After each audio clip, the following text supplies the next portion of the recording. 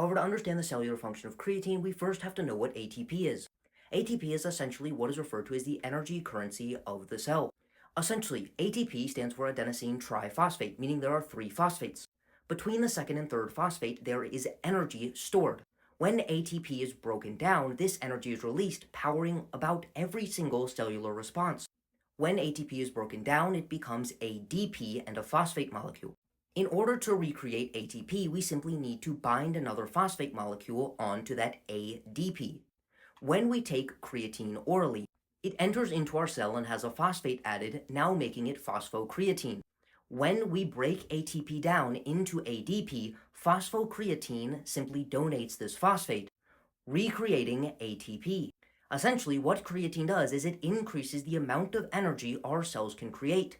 And during exercise, this means our muscles can do more reps, or do the same intensity for longer periods of time.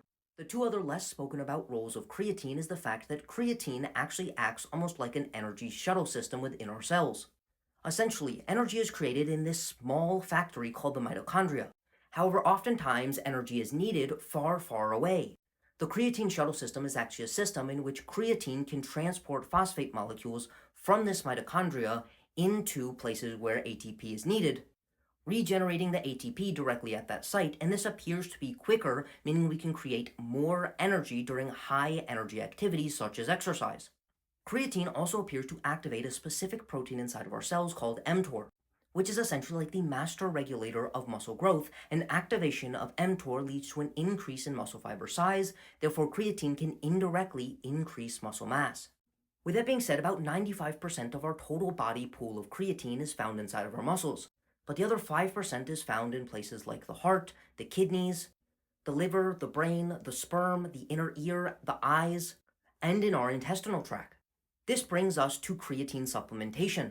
Most humans on average have about 120 millimoles per kilogram of dry muscle mass of creatine stored in their body. However, the upper limit of creatine storage appears to be about 160 millimoles per kg, meaning people have room for improvement. With that being said, those on a vegetarian or vegan diet appear to have about 20 to 30% lower stores of creatine, meaning they may benefit even more from a creatine supplement. With that being said, on average, we break down about 1 to 2% of our intramuscular and intracellular creatine every single day, meaning we need to replace about 1 to 2% of our creatine storage to stay at the exact same level of creatine storage. This equals about 1 to 3 grams of creatine every single day. Our body naturally produces creatine, and we can make about half of the creatine we need, and the other half must come from either diet or supplementation in order to maintain our creatine stores. Foodborne creatine is found in meat, which is why vegans and vegetarians not supplementing with creatine have much lower levels of creatine stores. And most people who are not vegan or vegetarian can make up the rest of the creatine through their diet. However, if we want to maximize the amount of creatine we can store, then we need to surpass the amount that we naturally break down in order to increase our storage capacity. And for most people, this is not feasible through food, therefore creatine supplementation comes into practice.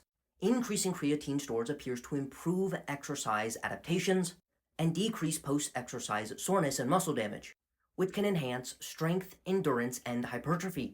Creatine in the brain is actually extremely important for proper energy production, and creatine supplementation appears to improve cognition, memory, and has even been studied for traumatic brain injury, depression, anxiety, and sleep deprivation.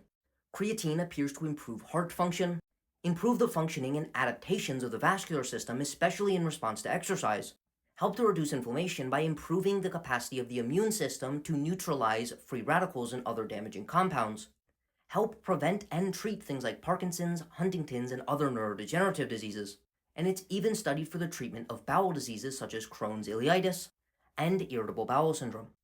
Very importantly, the cheapest and most accessible form, creatine monohydrate, has never been demonstrated to be inferior to any other form of creatine.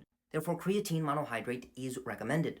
Additionally, creatine is safe. We have studies looking at 30 grams of creatine per day for up to 5 years in healthy individuals, and it is safe and well tolerated. However, most people only need between 3 and 10 grams per day. And finally, the only population that appears to have issues with creatine supplementation is those with kidney disease and high blood pressure, or with liver disease, because these people either have too much blood volume or an inability to properly metabolize and excrete creatine.